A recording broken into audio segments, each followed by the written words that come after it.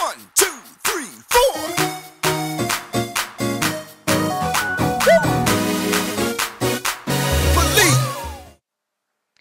Welcome, kings and queens, to Believe in Yourself Tuesday. I'm your host, Lakina Fulks, and we're in the month of February talking about love and passion. It's also Black History Month, so I want to talk about a woman who had a passion for something that she dreamed and believed in. Her name is Wilma Rudolph. As a young girl, she was struck with polio and scarlet fever. The doctors told her at a very young age she would never be able to walk again. She didn't believe what the doctor said. She believed what her mother said because her mother said, you will be able to walk again. She believed in her mother. She believed in herself. She believed in God, that one day she would get up and walk and she'll be able to run down the street just like her brothers and sisters, just like the kids in the neighborhood. And one day she did. Not only did she get up and walk again, she also became the first woman to win 3 gold medals in the Olympics with track and field. So what does that tell us? No matter what life brings our way, despite our circumstance or situation, if you believe, you can change that circumstance and you can change that situation. All you have to do is believe. Believe in yourself. Anything is possible. Now we have a very special guest with us, and he's going to talk to us all about his passion and how he believes. We'll be right back. Welcome back, guys. So I have with me a very special guest, Mr. the amazing Eric E. Flake. Welcome to the show. Thank you for having me. Lakina. Yes. So I want to read a little bit about Eric. Eric E. Flake is an American playwright, writer, producer, actor from Detroit, Michigan. His debut production, Let the Truth Be Told, Chronicles of a Few Good Men stage play, was released in November 2019, and it's featured on the Roku channel SDM Network. His new project is a film called The House of Five. Thank you, Eric, for coming on the show. I'm glad to be here. Thank you. So, Eric, tell us what led you in a career of theater and film? It was a very unorthodox path to theater. I was a biology student at Wayne State University. Okay. I had a position as a lab coordinator in Plymouth, Michigan, doing chemical solutions. And also I had a part-time job driving a cab. Okay. So one of my cab colleagues told me he was having a casting call for a play called Find Him Is Right. He was having a play in 2017, and I ended up being cast for the lead role, which was Mike. Okay, awesome. So after doing the play, I started to realize, I watched Reggie, who was the producer and director. He was multitasking in different ways. He was the writer, he was the producer, he was the director. And I was fortunate to have that experience, to watch him multitask on such a huge project. So what I did when I witnessed him in his production, I said, man, I have a lot of short stories that I could probably produce. And watching him multitask, it kind of inspired me to be able to do the same thing and move my projects forward. Okay. So that's how I got started in the theater. Okay, that's awesome. Yeah. So you did short stories. So did you do that as a child, or was that something that grew when you became an adult? It was definitely something I started as a child. Okay. Growing up as a young man, we grew up in not really ideal situations. So a lot of times I would kind of go to my room and just write short stories. Okay. I was a big fan of the Bible stories back then. Joseph the Dreamer was one of my favorite stories. So I kind of mimicked a lot of my stories off of the format from the Bible stories and just continued it on through there until my teenage years and adulthood. That's awesome. That's awesome. Yeah. So that dream of dreaming, making short stories, you end up taking something as that, and becoming an actor, playwright, producer. That's great. Yeah, it's a lot of work, I'll tell you that. Yeah. It's a lot of work. Yeah. So are you still in the biology field as well? No, I haven't. I have been out of the science field for at least 3 years now. Okay. I took a break to kind of pursue my own thing with the theater and screenwriting and things of that nature. So biology, even though I love science, I don't have the passion. I don't have as much passion for it as I do with theater and film. I'm able to do more with theater and film. I feel that makes a bigger impact with society. I'm able to provoke thoughts, shape hearts and minds with everything that I create. So I think this is going to be a much more fulfilling career. That's great. Yeah. That's great. Okay. So our next question is that out of all your talents in theater and film, the playwriting, the producing, writer, actor, what is it that you enjoy the most in that? What I enjoy the most has to be the writing part because you're able to create. Producing, anybody can tell you, is a lot of work. Directing, is also a lot of work. But the writing part is the beauty of it. It's the ability to create something, something that can somebody else can relate to, something that can heal somebody else, or something that they can take away from that story that will inspire them to ascend to another level of greatness. So the writing part definitely more rewarding than all the other factors of production. Yeah. That's great. Okay, so our next question is, did you always have a passion for theater and film, or did you desire something else when you were growing up? Well, growing up, I watched a lot of movies. Growing up, I was pretty much a homebody kid growing up. And I'll tell you two projects that stand out in my mind as a child. One was Godzilla, which was released, I believe, in 1956, the original.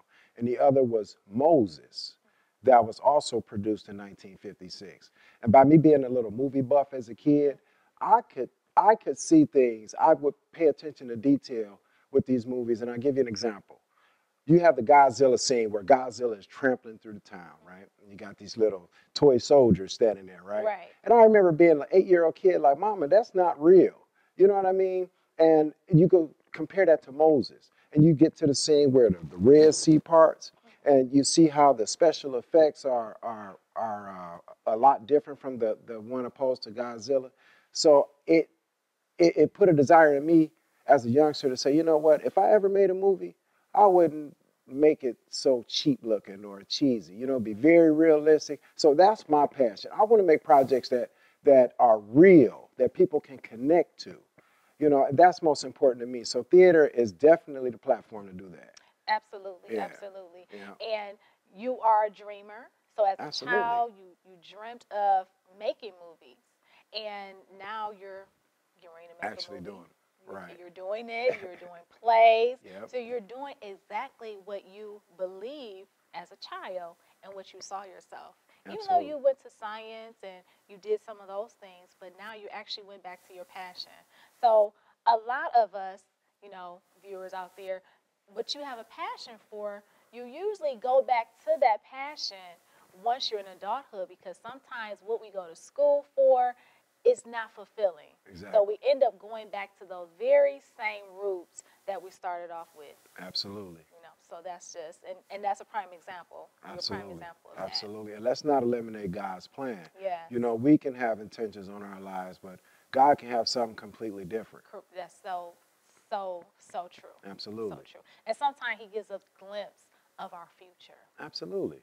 Yeah. We just have to be open-minded enough to pay attention. Yes. Yes, absolutely. Absolutely. So, you're producing stage plays and movies, and I know that can be very, very demanding. So it takes a lot of your time and energy with that. So how do you handle the stress and losing time, energy, sleep? How do you handle that, being in theater, being in film? Because I know it's long hours, even with writing, that's long hours, creating those scripts. So how do you manage? How do you keep your energy? Because you have high energy. You're always you alert. have to, right? So what do you do? Well, basically, you have to keep this in mind. Treat it as a job. Nothing more, nothing less. And as I tell people, when you go to a job, come as you are and leave as you were. Meaning, you don't drag your personal things into any part of business. And you always have to remember that. This production, yes, long hours, but it's still a job. Yeah. And you always have to keep that in mind. Yeah. Yep. Yeah.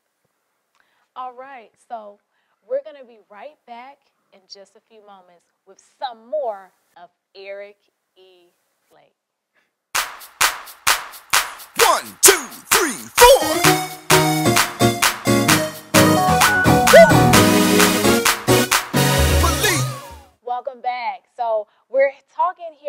Mr. Eric E. Flake. And so I want to go back to one of the questions we talked a little bit about. So in the industry, it can sometimes change who you are as a person or your thoughts and just how you are. So how are you not losing yourself? How do you remain the same Eric E. Flake that, all your family and friends know? I cling to my spirituality. Okay. I mean, I've lived such a trying life in 42 years on this earth that I've just become resilient, and I just cling to my faith and my spirituality. Okay. So more than anything else, especially in this industry, you have to make sure that nothing, no one, or any situation changes you. And another thing, I cling to my children. Okay.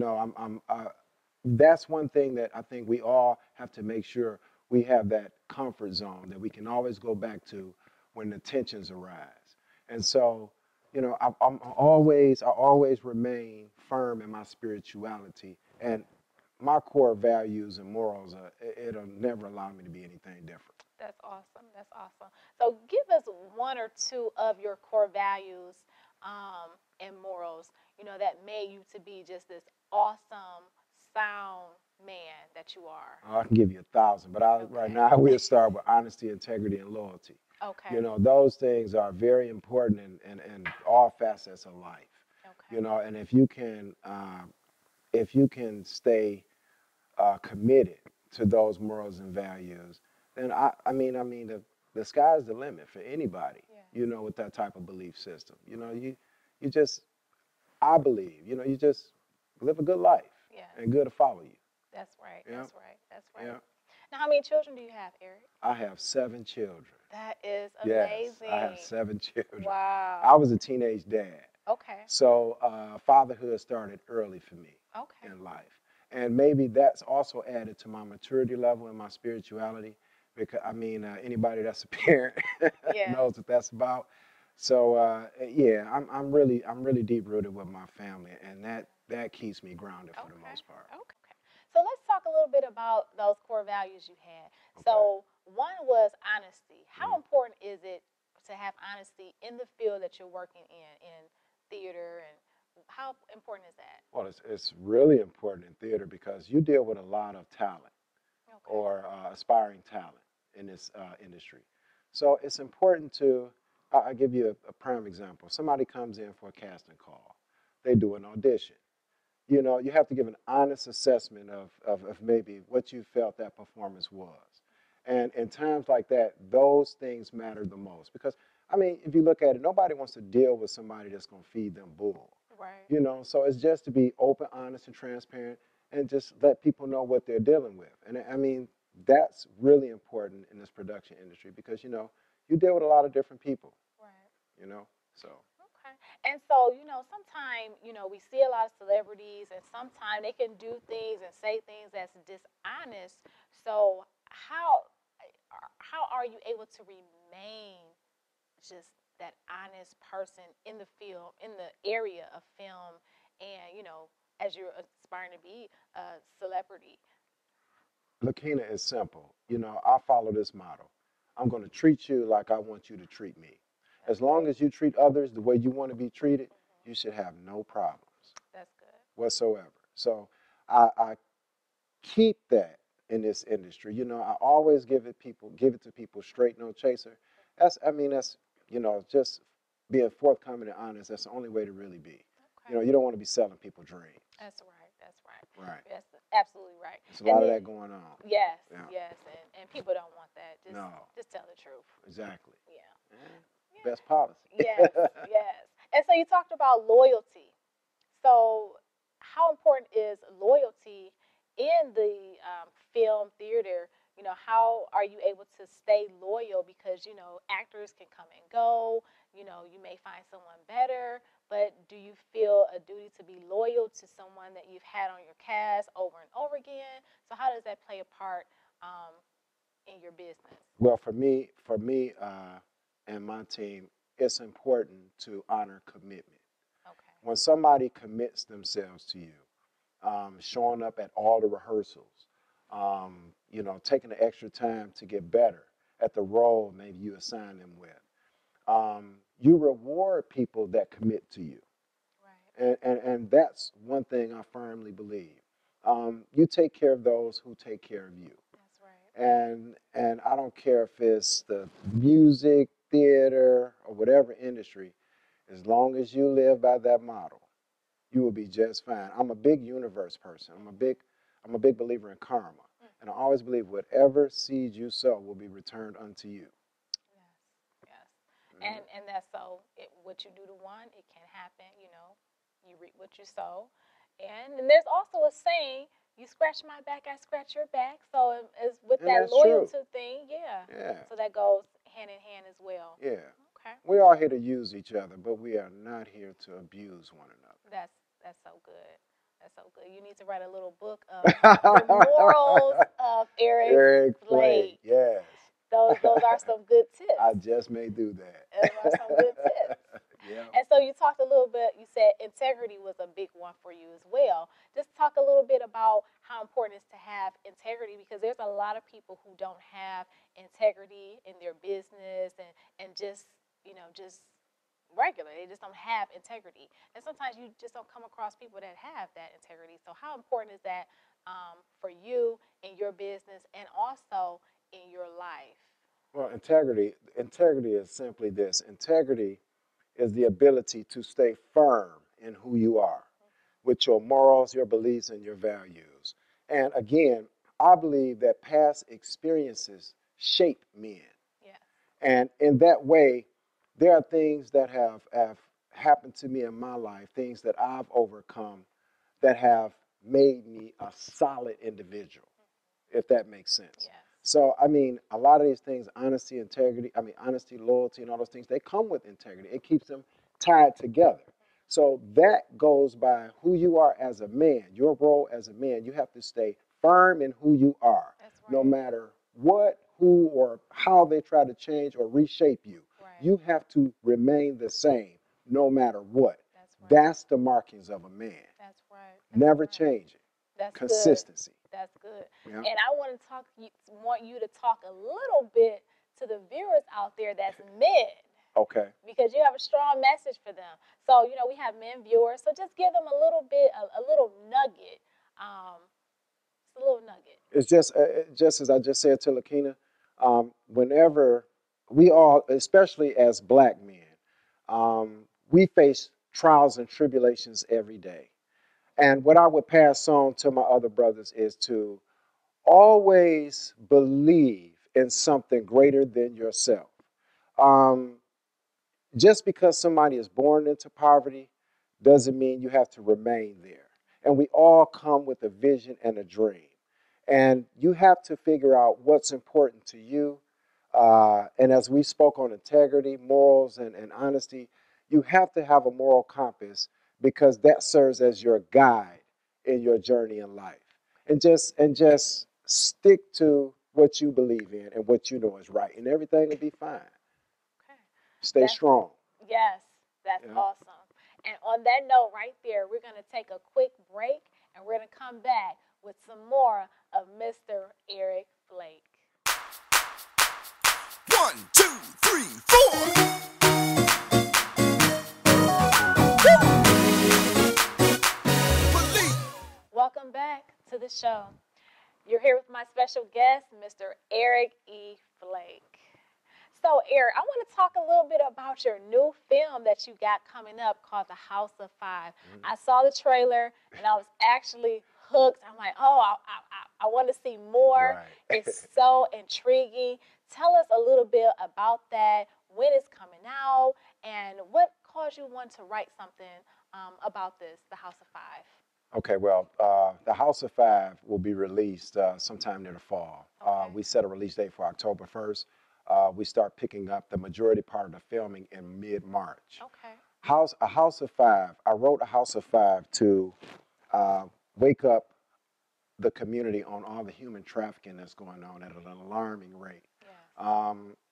And especially in the African American community with our African American women, it's becoming more and more prevalent in our community. So, what I wanted to do was create an eye-opening project and design this project to scare the living hell out of you, as far as human and sex trafficking. So somebody asked me, they said, Eric, what do you want to get from this project once you release it?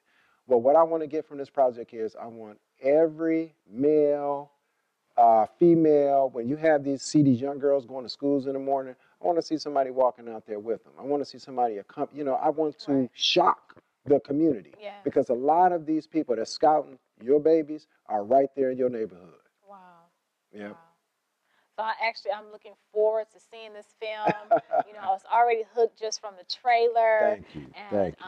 Thank you. I know it's gonna, hit home for a lot of people, and it's gonna be a great success. Absolutely. Yes. Absolutely. Yes. Absolutely.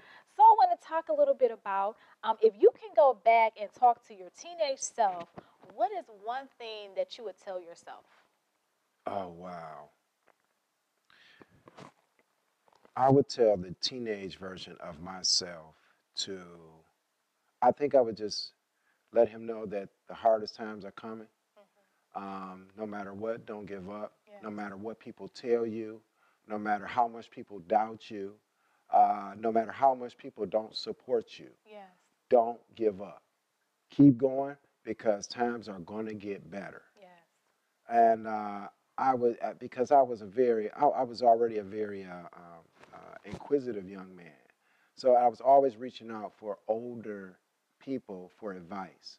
So I'm pretty sure the younger version would have listened to me. Okay. Yeah. So yeah, I would just tell myself, look, man, stay focused. No matter what comes at you in this life, know that something better is coming right behind it. Okay. Yeah. Okay. That's good. That's good. So, how important is believing in yourself? Has that shaped who you've become today? You believing in yourself, or was it someone believing in you? Tell us a little bit about that. Well, it was a combination of both, I would think. I think coming up in school, a lot of teachers kind of would notice that I didn't have an ideal lifestyle at home. Okay. So a lot of them would kind of take me under their wings and encourage me to do greater things, whether it was the Detroit area pre-college engineering program or on my way to be a doctor at Wayne State. Usually the motivation came from outside sources. Okay. I never really got a lot of motivation from my home life, but everything that, I would say it took a village to raise me up to believe in myself, because coming up in my home structure, I didn't have a lot of confidence in myself. My self-esteem was really damaged. Okay. So it took me to get out amongst high school coaches, English professors, college professors, to really understand that I had a lot more to offer the world than I originally thought. Okay. Yeah. That's good. That's good. Yeah. That's good. So it's okay for us to believe in someone else other than ourselves. Absolutely. And especially the young kids, and just tell them, hey, I believe in you. Absolutely. If I believe in you. If you don't believe in yourself, I believe in you. I remember me. I'm in real estate as well, and an owner that I work for at a brokerage, they said, we believe in you. You're going to be so successful in this. But I didn't see it in myself. Absolutely. So sometimes it takes someone else seeing it in you, and you don't know what you really have. So that's powerful too. Other people believing in us as well. So that's pretty amazing. And please understand, the people that came in your life to support you were the people that God sent to you to put you on the path that you were meant to be on. And we have to keep that in mind also. Right. Because they just push you to your destiny. Absolutely. Right. And I believe that we're all great. We're all great people. And it was one pastor, Annette Moten, she told me just not too long ago. She said, greatness is in your DNA. So I say to the viewers out there, to you, greatness is in our DNA. We just have to pull it out. We have to pull that great thing out of us. What is it that's inside of us that we just don't really know about? It just haven't been cultivated yet. Sometimes it takes somebody else to cultivate it. Absolutely. To see something in us that we don't see in ourselves. Absolutely. So believing is just so important, and you would agree. Yeah, and you just spoke to the attorneys, speaking to you and telling you how great you were, and it kind of fell in my lap the same way. Right. I'm going to Wayne State to be an anesthetist, and I do a speech assignment one day, turn it in to the professor, and she calls me down in front of the entire lecture hall and says, what are you going to school for? And I tell her, I'm going to school to be a doctor. She's like, nah, you may want to consider being a writer. Wow. And it's things like that that we never expect. Right. That we don't look for, that God just, will just lead you into your destiny. So, Right.